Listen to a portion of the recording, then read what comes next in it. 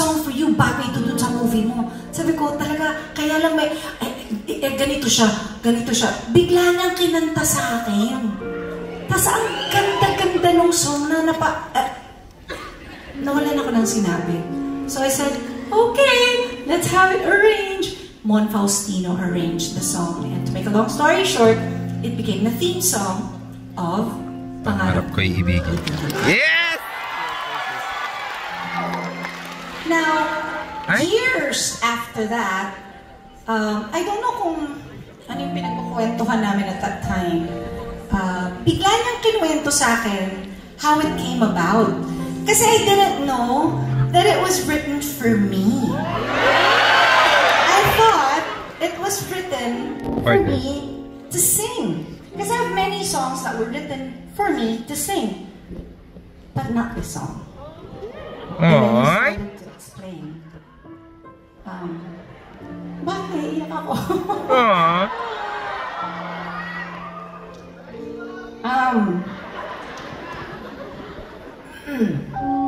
Na-explain niya sa akin, like the first line. Kasi nung mga panahon na yun, parang pag makikita niya ako, sobra siyang na-happy, he would get excited, and then he would be sad. Parang all the feelings in the world, alam mo yun, nararamdaman niya every time magkikita kami. Na parang, tuwing ikaw ay nariyan, sabay kong nadarama ang kaba at ligaya. Diba? Yung lahat daw ng feelings na pwedeng maramdaman ng isang tao, nararamdaman niya. Ang iyong tinig, wari ko'y di marinig, pagkat namamangha, pagkausap ka.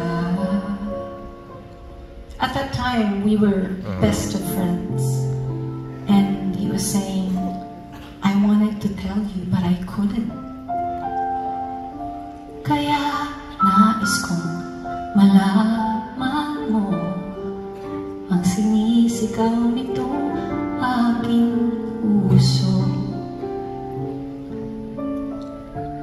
Pangarap ko ang ibigin ka at sa habang panahon, grabe, ikaw ay makasama.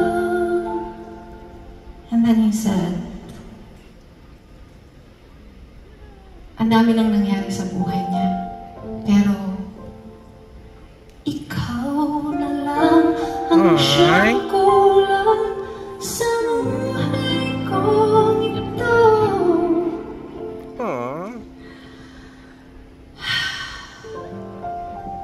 He was married at that time, and so all he could do was pangarap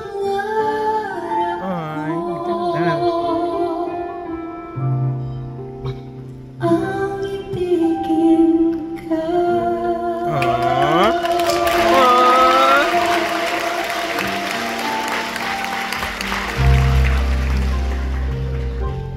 Ikaw kaya ay nais din akong makapiling at ibigin.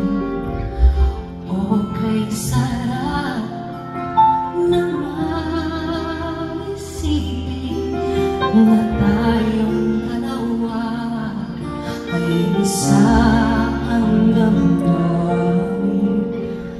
Aking hinihiling na sabihin mo ang nilalaman ng iyong puso.